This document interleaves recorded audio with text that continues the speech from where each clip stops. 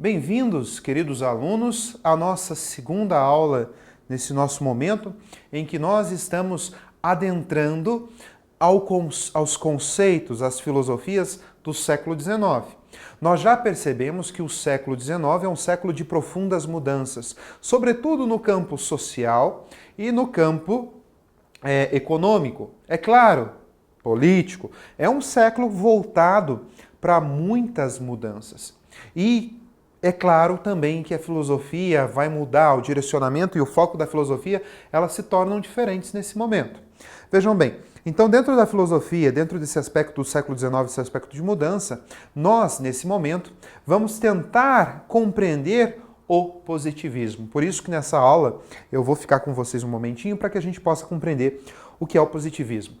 Podemos entender o positivismo olhando para a nossa bandeira nacional. Olha a imagem aí, ó. Começa a se perguntar, afinal, professor, o que há de positivista na nossa bandeira nacional? Essa resposta ela vai vir acompanhada depois ali nas nossas aulas. Mas saibam que o positivismo influenciou o movimento da proclamação da República. O positivismo, conforme o tempo passa, ele surge novamente nas nossas sociedades. Ele mais uma vez toma a nota. Existem pessoas positivistas. Talvez até mesmo você seja positivista sem mesmo saber o que é. Então é importante que a gente possa conceituar, refletir sobre o positivismo, para que realmente nós possamos entender o mundo e entender a nós mesmos. Não dá para falar de positivismo, é claro, sem recorrermos a ele, Auguste Comte, que é um filósofo francês, Auguste Comte, nasce em 1798, vem a falecer em 1857, e é ele quem vai propor essa doutrina, essa filosofia positivista. Tá? Ele então vai ser um forte defensor do método científico. Professor, o que nós estamos falando quando falamos em método científico? Experimento, teste, sensibilidade, prova. Tá? Então ele vai ser um dos fortes defensores do método científico. Analise, teste, prove, faça várias vezes. Ou seja, você já começa a entender para onde o positivismo vai caminhar, não é? Como forte defensor do método científico, então ele vai fundamentar essa doutrina, essa filosofia positivista, e alguns vão considerá-lo até mesmo como pai da sociologia, embora haja divergências. Ele não estruturou a sociologia como ciência propriamente dita, mas ele é um dos primeiros que começam a explicar e tentar entender a dinâmica social a partir dos 3 estágios. Tá? Então, é alguém de um profundo conhecimento, vira e mexe, ele volta à tona novamente, as pessoas muitas vezes seguem essa linha doutrinária sem reconhecer, sem estudar ou sem entender propriamente o pensamento do Auguste Comte. Vamos lá. Algumas questões elas são importantes. 3 estágios são importantes que a gente possa entender. 3 estágios que o ser humano passa, 3 estágios que nós desenvolvemos. Um desses nós vamos escolher. Desde o momento em que nós passamos da infância, adolescência, vida adulta, velhice, esses 3 estágios eles estão à mostra. É claro que algumas pessoas ponderam apenas por um estágio, outras tentam fazer uma conciliação de todos, mas ele faz uma distinção e ele deixa muito claro qual é o estágio perfeito. Primeiro estágio teológico, remete à teologia, volta lá para a Idade Média, uma teologia debruçada em provar a existência de Deus, uma teologia voltada a mostrar os princípios cristãos. A teologia trabalha como para ele? Sobrenaturalidade, fé, religião. E é claro que em tarefa de religião, de sobrenaturalidade, de fé, você não precisa provar nada cientificamente. O que você precisa? Crer, acreditar. Então os dogmas são um exemplo muito claro disso. As verdades de fé são um exemplo muito claro disso. Agostinho, o filósofo da Idade Média, dizia: primeiro creia, depois analise, depois raciocine, depois reflita, mas primeiro acredite. Tá? Então ele vai dizer que esse é um estágio mais fundamental, não que seja fundamental, mas é um dos primeiros estágios, os mais elementares pelo qual o ser humano passa, que é o estágio da sobrenaturalidade, da religião, da fé, onde as verdades elas não precisam ser provadas, onde as verdades elas não precisam ser testadas. O segundo estágio é o estágio metafísico. Quem que vai aparecer aí? Filosofia. Tá? Esse estágio é aquele estágio que vai buscar não as coisas reais, ao mesmo tempo não as coisas de fé, mas um estágio que vai se debruçar em procurar as ideias, a essência do ser, do sobrenatural e do abstrato. Então, lembra lá do Platão, quando Platão falava do mundo das ideias, que nós podemos observar o material, mas ele não é real, que os nossos sentidos nos enganam. É necessário que a gente caminhe para um processo mais reflexivo, um processo de mais racionalidade para poder chegar à ideia real, à ideia no mundo abstrato, no mundo das ideias. E o estágio positivo. Se o estágio teológico e metafísico descartou os sentidos, meus amigos, no estágio positivo existe observação, teste e experiência. Trabalha-se com a realidade. Nesse momento, os sentidos, olfato, tato, visão, paladar, eles vão ser os mais essenciais e os mais verdadeiros. E se os filósofos, durante muitos anos, disseram que os sentidos nos enganam, no estágio positivista ou positivo, não. Esses são ferramentas para que a gente possa conhecer. Surge o quê? A ciência. Então ele vai fazer essa distinção de estado teológico, estágio metafísico, estágio positivo, justamente para que a gente possa entender um pouco mais o nosso universo. Olhem para a charge que vocês têm aí, que vai demonstrar justamente uma das questões e vai pôr, é claro, em reflexão, o método científico e o método criacionista. Tenta identificar ali nos estágios o teológico, no estágio metafísico, no estágio positivista. Então você tem lá um cientista. Aqui estão os fatos. Que conclusão podemos tirar deles? Ou seja, o cientista experimentou, o fato está aqui. Se a gente vai para o aspecto teológico, aqui está a conclusão. Que fatos podemos encontrar para mantê-la? Tá? Então a gente começa a perceber que os estágios teológico, o estágio metafísico e o estágio positivo, eles são um pouco diferentes. Vamos olhar aqui na imagem. Por que chove? Tenta praticar. Qual seria uma resposta teológica a essa pergunta do porquê chove? Tempinho?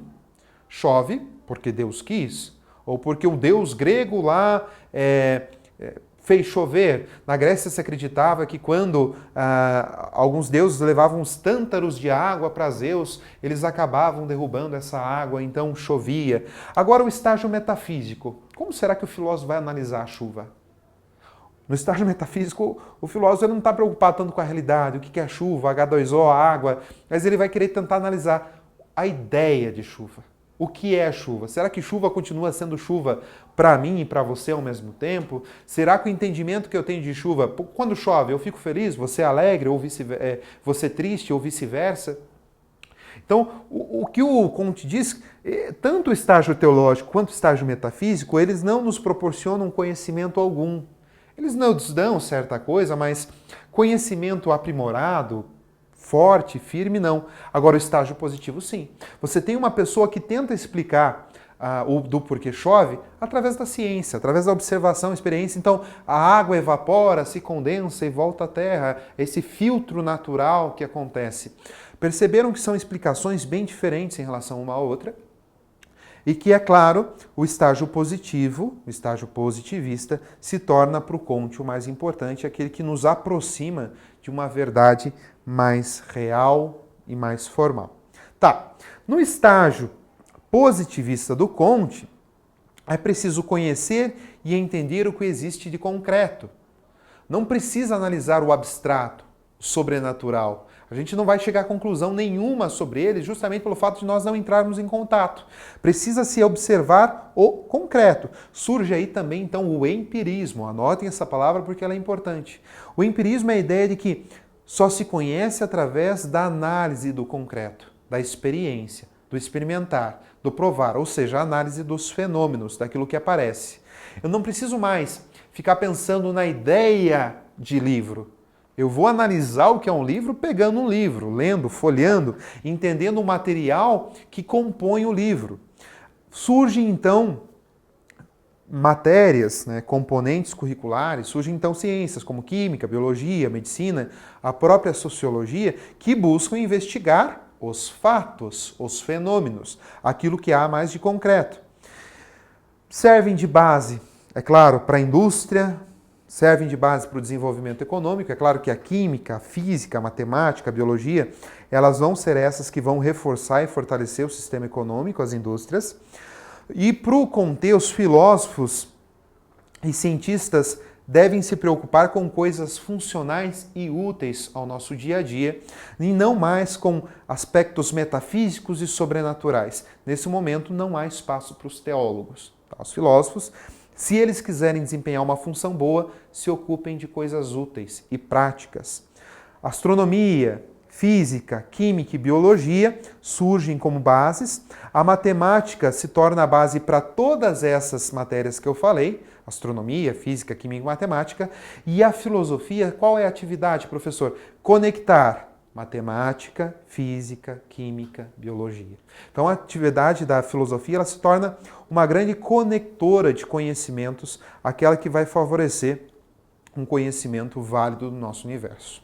Falamos então agora do positivismo jurídico. Já entendemos que a visão positiva do Auguste Comte é aquela de que só a ciência pode promover um conhecimento verdadeiro e válido.